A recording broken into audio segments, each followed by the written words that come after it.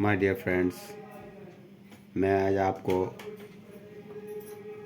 Character बनाने के लिए ये वीडियो बना रहा हूँ कि आप करेक्टर कैसे बनेंगे और अगर आपके पास कॉइन नहीं है तो कैसे कॉइन लेंगे, और अगर पैसे कम हैं तो वो बढ़ेंगे कैसे।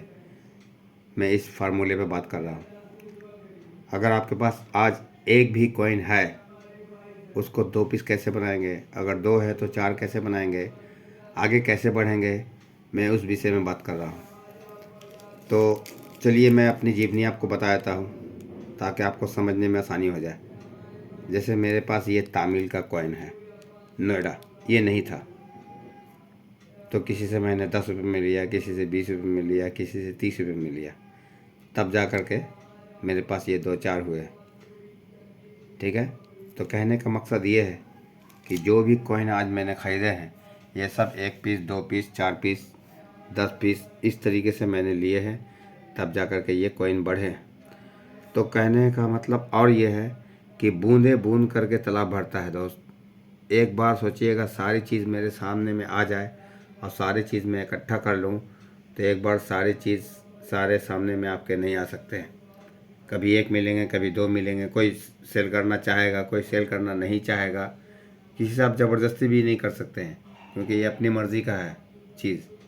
ठीक है, तो सपोज हम एक एग्ज़ाम्पल देते हैं कि मान लिया जाए कि आपने कंटिन्यू 100 दिन तक ये काम किया, तो अगर एक एक कॉइन भी जमा करेंगे तो 100 दिन में तो 100 कॉइन तो ज़रूर जमा हो जाएगा।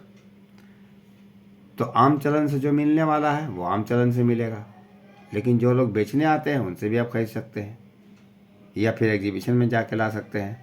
सोचिएगा कि एक साथ में सारा काम हो जाए तो एक साथ में सारा काम नहीं होगा। कोई चाहेगा कि हम एक बार में पूरा मकान बना लें तो पूरा मकान भी एक बार में नहीं बन सकता। कोई चाहेगा कि एक बार में हम सैलरी कहीं से जा कर के हम 5 लाख रुपये मंथली कमा लें तो वो भी नहीं हो सकता। तो ये काम धीरे धीरे होता है और इतना विशाल हो जाएगा कि आप संभाल नहीं पाइएगा। जी दोस्तों, इतना विशाल हो जाएगा कि आप संभाल नहीं पाइएगा। लेकिन आप लोग कर क्या रहे हैं, एग्जीबिशनों में इस सिक्के को जाके फ़ौरन क्विक सर्विस की तरह एकदम फट से जाते हैं और बेच देते हैं। हर एग्जीबिशन में जाने की कोशिश करते हैं। अरे एग्जीबिशन में जाइएगा तो क्या कीजिएगा, कोई 10 में लेगा, कोई 20 में लेगा, जिसके पास नहीं होगा वो 50 में ले लेगा।